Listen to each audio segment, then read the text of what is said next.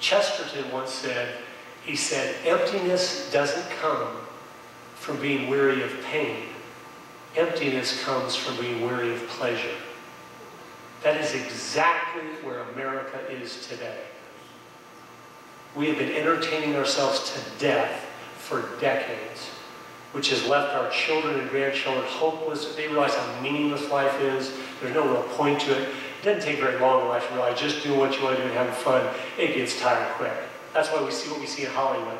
There's hardly an actor or a musician. They can't make it through a day without pills or alcohol. I mean, they're all in the rehabs. Their marriages are falling apart. Their family, even though they have everything that we're supposed to have to be happy. We need to show our kids that, let them see that. Every time I read one of those, I show it to my kids. Look at this. This person is this beautiful person. They have more money they could spend in a lifetime. They have fame. They have everything. And they're, for the 5th time, coming out of a rehab. Why? Because they don't have Jesus. They don't have hope. They don't have purpose. They don't have meaning. Only drinking and doing it only satisfies you so long, you finally go, what is the point of this? Is there no point to life? But that's where our children and grandchildren are. And that's why they're being captured by the other side. Because what does the other side do? Come along with us. We're saving the planet. That's pretty appealing to a meaningless, hopeless person. You're saving the planet. I want to have meaning in life. I want to have some kind of purpose. And that's why they're so, they pull them in by the millions. Not because they have the facts on their side. These kids could care less about facts. They've been dumbed down where it's hard for them to understand to begin with, but they don't care. They want a purpose. And so I'll tell you this, if you see an environmental rally or Occupy Wall Street around anywhere, I don't know if they're in these areas or not, I've gone to many, but if you ever go up kindly to them. Find one of the younger people. Hey, what are you doing out here? Oh, we're saving the planet. Oh, what's going on with the planet? And just let them talk. And you'll see real quickly a couple things. One is, they don't have a clue. They don't know why they're standing there. And here's the second thing you'll find. I've had some I talk with. You go through some of this. The planet's heating up all the night. Oh, really? I go, how much has it heated up in the last 100 years or so? I don't know, but it's a lot. I go, okay. And I realize, again, facts is not what drove them there. Purpose is what drove them there. But here's the thing. Here's the fact for you. Do you know how much the temperature has gone up in the last 75 years? None. Not even 1/10 of 1 degree. 0 in the last 75 years. Not even 1/10 of a degree. But listen to this. When you take that same student and you tell them that, then, hey, did you know this? Here's from the National Weather Association, the Meteorological Society. Here's this chart. You want to see it? Temperatures haven't gone up at all in the last 75 years. And what do you think their reaction would be? You're kidding. I didn't know that. That's crazy. What am I? Will you be lying to us? It's not that. And I was shocked. It's this. You get away from me. You stop.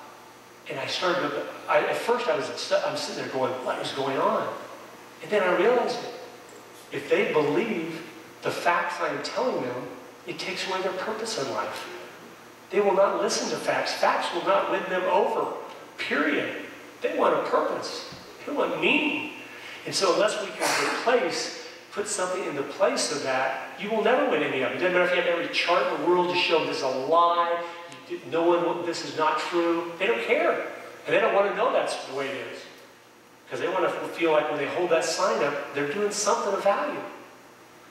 So those of you that are Christians, we have a purpose and a hope that we can share with them.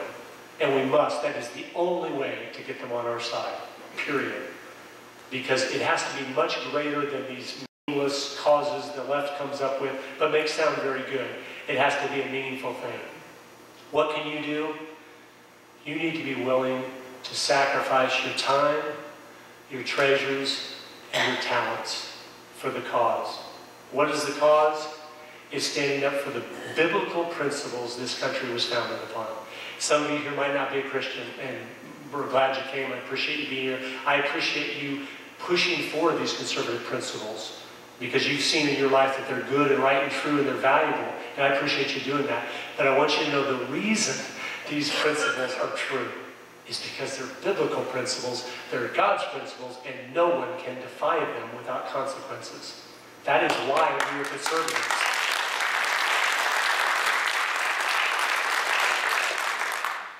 I'm going to end with a poem, and then we can take off. Dr. Dan told me to give you this poem. This poem was written 100 years ago, and I want you to listen. I memorized this verse probably about 30 years ago when I was in college. Because when I read it even then, and Ronald Reagan was president, I was shocked because I could still see a lot of the things happening that this poem talks about from 100 years ago. It's called Gods of the Copybook Headings by Rudyard Kipling. And what he does in this poem is like he's Father Time, and he's watching throughout history, and he's watching the gods of the copybook headings, and he's comparing them to the gods of the marketplace. How many of you know what a copybook is? Very few. In all American, first 150 years of American education, public, private, whatever, our students had little books called copybooks. And what those were, they'd open them up, and on the top line of every page, there'd be a proverb, a maxim, a piece of truth and wisdom. And then after that, there'd be blank lines all the rest of the page. So to learn their penmanship, their copybook, they would copy that maxim or proverb down on every single line of the page. And so two things would be happening. They'd learn nice penmanship, but by the time you wrote that proverb down 25 times, you'd memorized the proverb too. So you gained a truth, a little piece of wisdom, a little piece of truth that you would have with you the rest of your life. Well, that's what he's comparing. He's comparing, just like Father Time, he's comparing the gods of the copybook headings, those proverbs and things of truth that seem to always stand the test of time. He's comparing those to the gods of the marketplace, the get-rich-quick schemes, the things that always promise a lot, but they never deliver. And it's unbelievable. It's exactly where we are today, even though it was written 100 years ago. As I pass through my incarnations in every age and race, I make my proper prostrations to the gods of the marketplace. Peering through reverent fingers, I watch them flourish and fall. But the gods of the copybook headings, I noticed, outlasted them all. We were living in trees when they met us, and they showed us each in turn. Then water would certainly wet us, and fire would certainly burn. But we found them lacking in uplift, vision, and breadth of mind. So we left them to teach the gorillas, while we followed the march of mankind. We moved as the Spirit listed. They never altered their pace, being neither cloud nor windborne, like the gods of the marketplace. But they always caught up with our progress, and presently word would come that a tribe had been wiped off its ice field, or the lights had gone out in Rome. With all the hopes our world is built on, they were utterly out of touch. They denied that the moon was Stilton. They denied she was even Dutch. They denied that wishes were horses. They denied that a pig had wings. So we followed the gods of the market who promised us these beautiful things. When the Cambrian measures were forming, they promised perpetual peace. They swore if we gave them our weapons, the wars of the tribes would cease. But when we disarmed, they sold us and delivered us bound to our foe. And the gods of the copybook heading said, stick to the devil, you know. On the first feminine sandstones, we were promised the fuller life, which started by loving our neighbor and ended by loving his wife, till our women had no more children, and our men lost reason and faith. And the gods of the copybook heading said, the wages of sin is death. In the Carboniferous epoch, we were promised abundance for all by robbing selected Peter to pay for collective Paul. But though we had plenty of money, there was nothing our money could buy. And the gods of the copybook heading said, if you don't work, you die.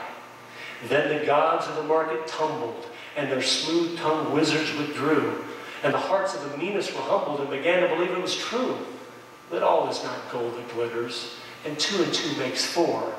And the gods of the copybook headings limped up to explain it once more. As it will be in the future, it was at the birth of man. There are only 4 things certain since social progress began: that a dog returns to his vomit, and that a sow returns to her mire, and the fool's burnt bandaged finger goes wobbling back to the fire.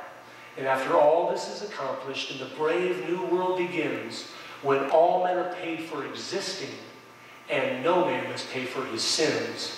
As surely as water will wet us, and as surely as fire will burn, the gods of the copybook headings with terror and slaughter return. You can never defy the biblical principles without reaping the consequences that we're reaping today. We have to stand up for them with courage. We have to be willing to make sacrifices to do that. We have to take responsibility for each of our individual circle of influence. Don't worry about saving America.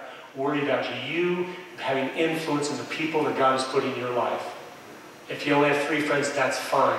Start taking the time to educate and inform and give them books to read. And go out and take them out to lunch to help them understand what's going on and why this is so important that they come in and get involved in what we're doing. This country is worth fighting for. It's the best thing going that has ever been going on this planet, and it's because it was based on these principles. And so I encourage you, I thank you for being here. I thank you for caring. And those of you that are Christians, please be praying for our country. We have a battle ahead.